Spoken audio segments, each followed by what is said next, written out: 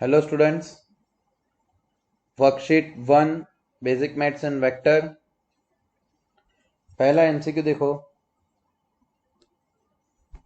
पहले एमसीक्यू में आपको ऐसा बोला है कि if a bar is equals to b bar plus c bar and the magnitude of A bar b bar and c bar are far 5 4 and 3 then the angle between a bar and c bar.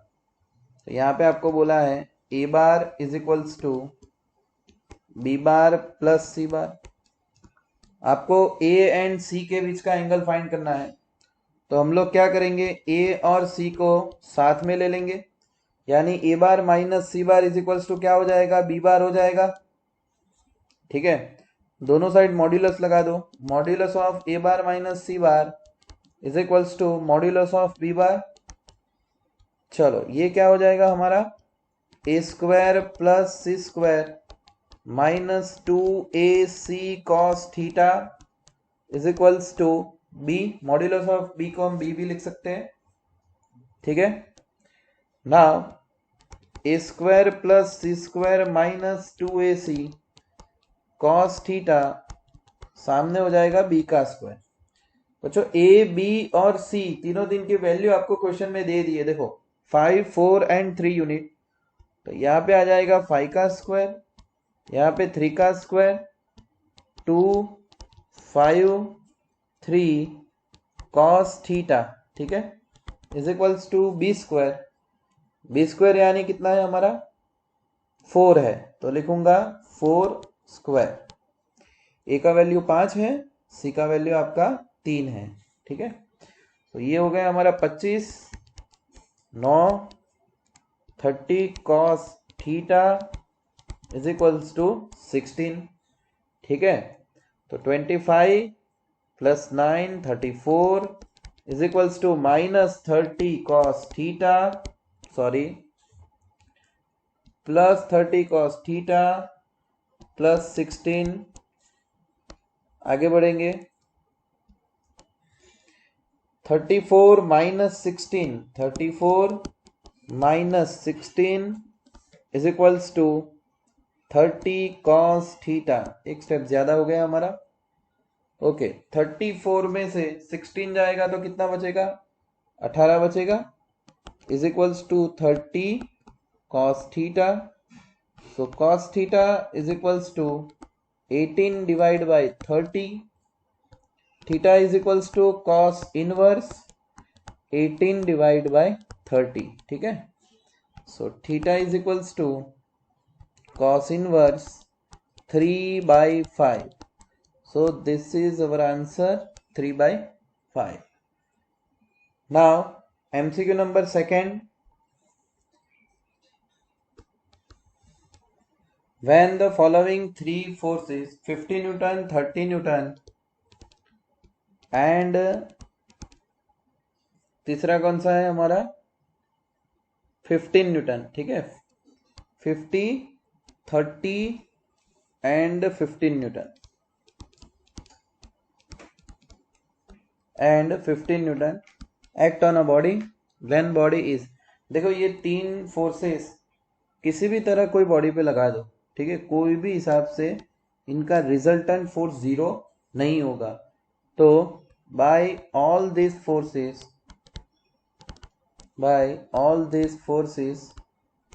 resultant force acting on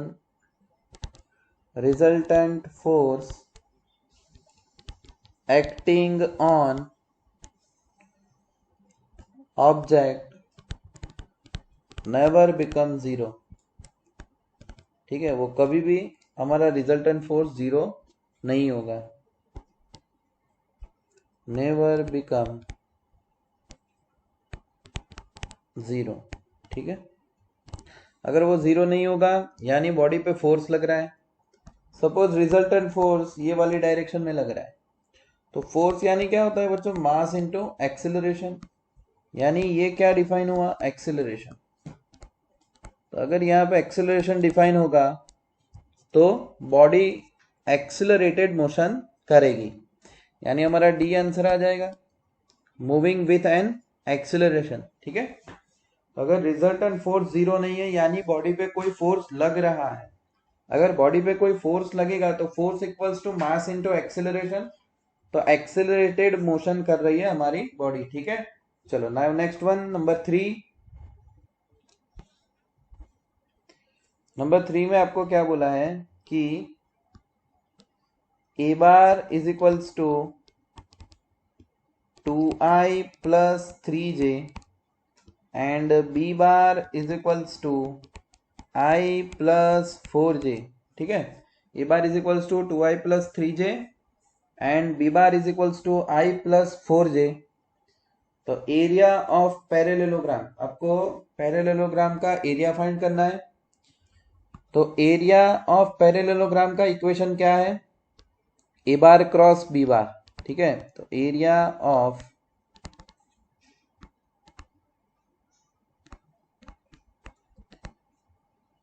parallelogram A bar cross B bar find करना पड़ेगा पहले। ए bar cross B बार ऐसे find किया जाता है जैसे आई जे के, ए बार में है 2 3 और के नहीं है तो हम लोग 0 लिखेंगे, और बी बार में है 1 4 एंड 0, ठीक है। चलो इसका क्रॉस प्रोडक्ट देखो, I as it is 0 minus 0 हो जाएगा, क्रॉस करेंगे तो माइनस जे 0 माइनस 0 प्लस के में देखो 4 2 ज़ा 8 माइनस 3 1 ज़ा 3, ठीक है। तो 8 में से 3 गया 5 के आया, ठीक है। ये क्या मिला आपको, ए बार क्रॉस बी बार मिला। अच्छा हमारा एरिया मैग्नीट्यूड में क्या बनेगा, mod of A bar cross B bar, तो मोड ऑफ 5k, यानी आंसर हमारा क्या आएगा 5 यूनिट, ठीक है। तो ये हो गया हमारा आंसर, क्योंकि ऑप्शन में अगर स्केलर फॉर्म में है तो आपको मोड फाइंड करना है, और वेक्टर फॉर्म में है तो हमारा ये वाला आंसर हो जाएगा। Clear. Now next number 4।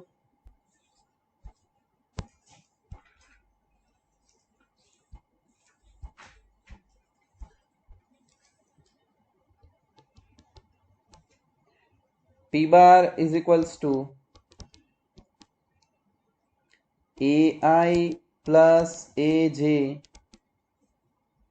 plus 3K and Q bar is equals to AI minus 2J minus K, ठीक है। If the vector P bar and Q bar are perpendicular to each other, then what is the value of A? इसमें आपको A का value find करना है। तो perpendicular to each other ऐसा बोला गया है, तो हम लोग क्या करेंगे, P bar dot Q bar is equals to 0। दोनों एक दूसरे को परपेंडिकुलर हो गए, मतलब कि वो दोनों का डॉट प्रोडक्ट क्या होना चाहिए बच्चों, 0 होना चाहिए। तो यहाँ पे हम लिखेंगे AI plus AJ plus 3K dot AI minus 2J minus K equals to 0। चलो डॉट में क्या होगा, I का I के साथ तो हो जाएगा A स्क्वायर, J का J के साथ 2A और K का K के साथ -3 is equals to 0, so that A square minus 3A plus A minus 3 is equals to 0, so that A minus 3 and A प्लस 1 इज इक्वल्स टू 0 हो जाएगा, so that A is equals to 3 और A is equals to -1। तो answer देखेंगे तो हमारा D option आ रहा है, क्योंकि हमें बोला है पॉजिटिव वैल्यू ऑफ A। तो A का पॉजिटिव वैल्यू क्या बन रहा है हमारा 3, तो answer is A equals to 3। Now next one number 5।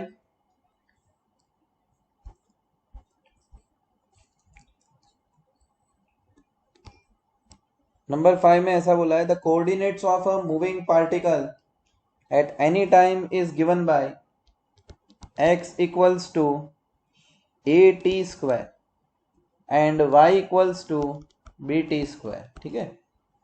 हमें ये दो कोऑर्डिनेट्स दिए, then the speed of particle. बच्चों ये कोऑर्डिनेट्स है वो डिस्टेंस के टर्म में, आपको मोशन इन स्ट्रेट लाइन में ऐसे ही सम्स आने वाले। और आपको पता है कि डिस्टेंस का differentiation with respect to time यानी क्या मिलेगा, वेलोसिटी मिलेगा।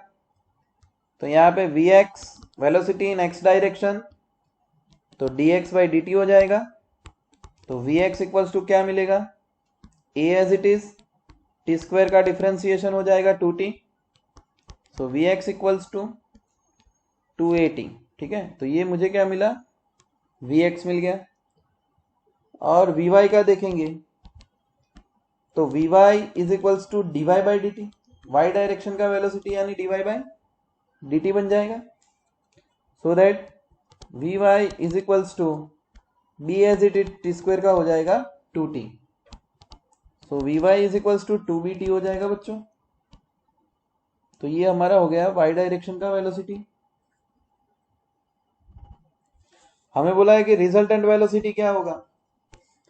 तो बच्चों अगर ये x डायरेक्शन का वेलोसिटी इस तरह है, y डायरेक्शन का वेलोसिटी इस तरह है, तो हमारा रिजल्टेंट अगर हम निकालने जाए तो ये हमें मिलेगा v, ये vx है, ये vy है। तो अकॉर्डिंग टू पाइथागोरस या वेक्टर समेशन बोलो तो भी सही है, vx square plus vy square.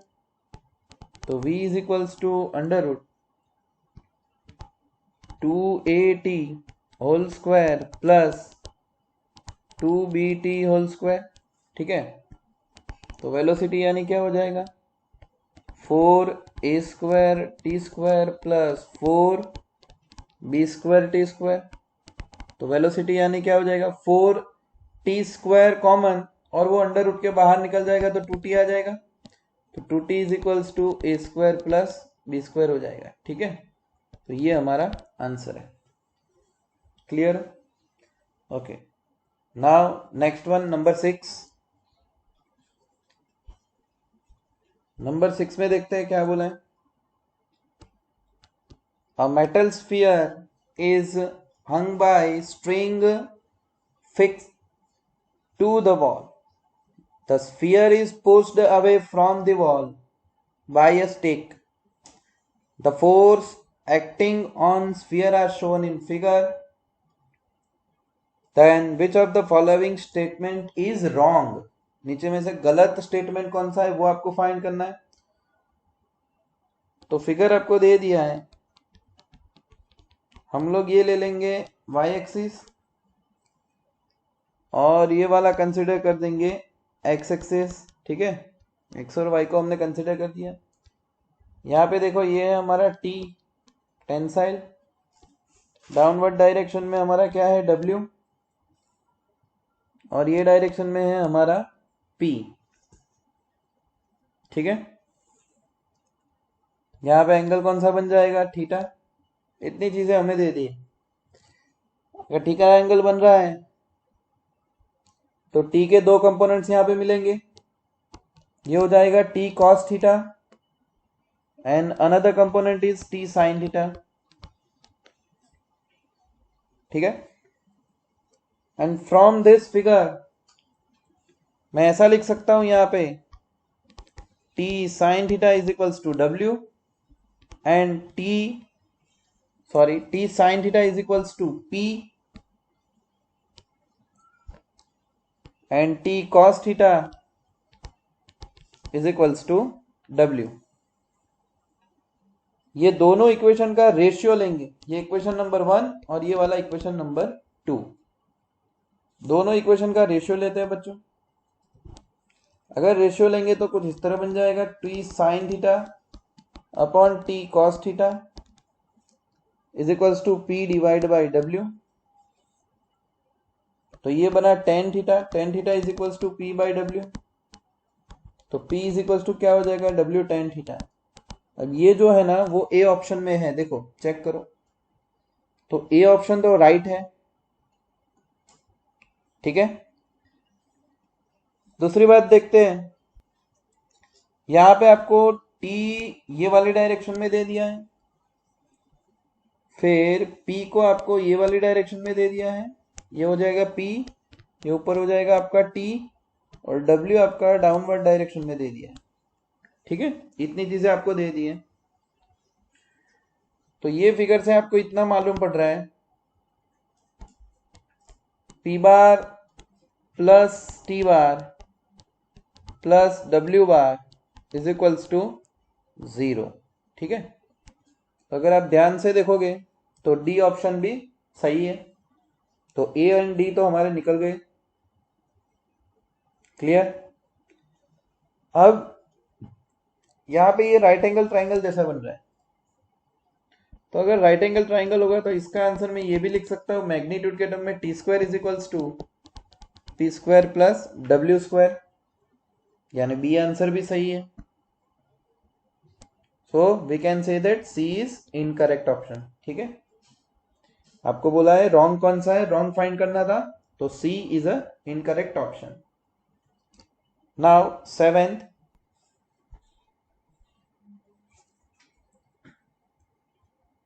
में आपको बोला है the maximum and minimum magnitude of resultant of two given vectors are 17 unit and 7 unit. देखो maximum value of two vectors यानी R maximum is equals to a plus b, वो है आपका 17। दो वेक्टर है, दोनों का मैक्सिमम वैल्यू आपका कितना है 17, और यही दोनों वेक्टर का मिनिमम वैल्यू आप निकालोगे तो वो आपका है 7। ठीक है, मैक्सिमम वैल्यू दो वेक्टर होते हैं बच्चों, दो वेक्टर का रिजल्टेंट मैक्सिमम कब मिलेगा, जब थीटा इक्वल्स टू 0 होगा, और उसका आंसर a प्लस बी आएगा, मतलब दोनों का समेशन तो मैक्सिमम, दोनों का सब्ट्रैक्शन तो मिनिमम। ठीक है, ये मैंने लिखवाया है। तो a plus B is equals to 17 and a minus B is equals to 7, ये दोनों मिला, एलिमिनेशन करो दोनों का, ये कट हो जाएगा, तो 2a is equals to 24, so a is equals to क्या मिला 12। अगर a इज इक्वल्स टू 12 है तो from a plus B is equals to 17 b will become 5। Okay, इसमें हमने a का वैल्यू 12 रख दिया। अब बोला if this two vectors are at right angle to each other, यानी ये दोनों वेक्टर एक दूसरे के राइट एंगल में हो गए, थीटा इज इक्वल्स टू 90, तो उनका रिजल्टेंट क्या होगा, तो resultant is given by under root a square plus b square plus 2ab cos theta, so that r is equals to under root a square यानी 12 square, b square यानी 5 square, 2 ए यानी क्या हो जाएगा 12, बी यानी क्या हो जाएगा 5, एंड ये cos थीटा। ठीक है, थीटा बच्चों कितना है हमारा 90, तो हम लोग यहाँ पे थीटा 90 ही रख देते हैं। cos 90 क्या हो जाएगा 0, so r is equals to under root 12 का स्क्वायर 144 और 5 का स्क्वायर 25, cos 0 1 हो जाएगा, तो r is equals to under root 169, तो r क्या मिला आपको 13, तो हमारे यहाँ पे रिजल्टेंट आंसर क्या आ जाएगा 13। ठीक है, तो final 13 is our answer. Now last number 8,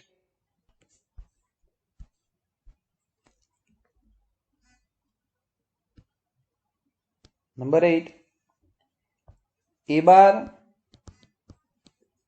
is equals to a cos theta I plus a sin theta j। ठीक है, another vector b bar which is perpendicular to a bar can be expressed as, यानी दूसरा एक vector है b बार जो ये ए बार से perpendicular है, तो वो बी बार वेक्टर, वो 4 ऑप्शन हमें दिए उसमें से कौन सा हो सकता है। तो बच्चों वो परपेंडिकुलर है, यानी डॉट प्रोडक्ट 0 आना चाहिए। तो आप वो A B C D 4 option लेना है और सबको चेक करना है कि किस में डॉट प्रोडक्ट 0 आ रहा है। ठीक है, यहां पे पहले ए में आप चेक करोगे तो उसका डॉट प्रोडक्ट 0 नहीं आएगा।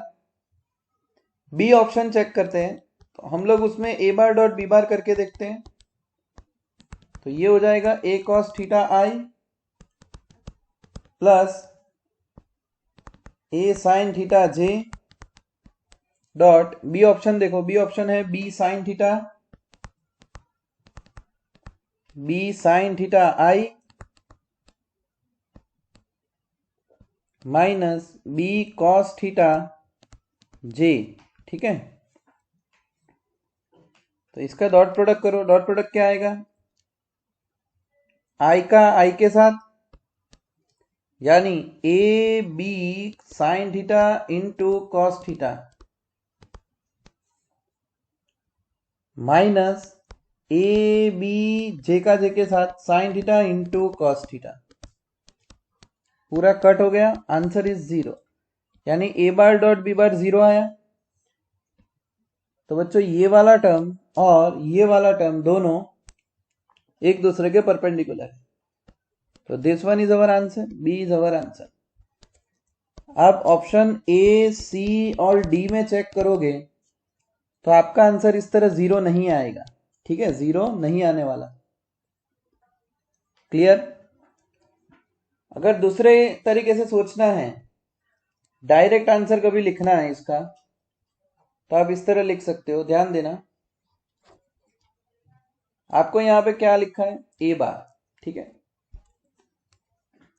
और इसका परपेंडिकुलर वेक्टर चाहिए, तो B bar is equals to, magnitude को भूल जाओ, प्लस की जगह पे माइनस रखो, यहां पे रख दो साइन और यहां पे रख दो कॉस। अब बी बोला है तो बी का मैग्नीट्यूड बी ले लो, और यहां पे आई और यहां पे जे, तो ये हमारा आंसर हो जाएगा। ऑलवेज ऐसे कर सकते हो कोई भी वेक्टर में। ठीक है, तो वर्कशीट 1 यहाँ पे हमारी कंप्लीट हो रही है। Thank you very much.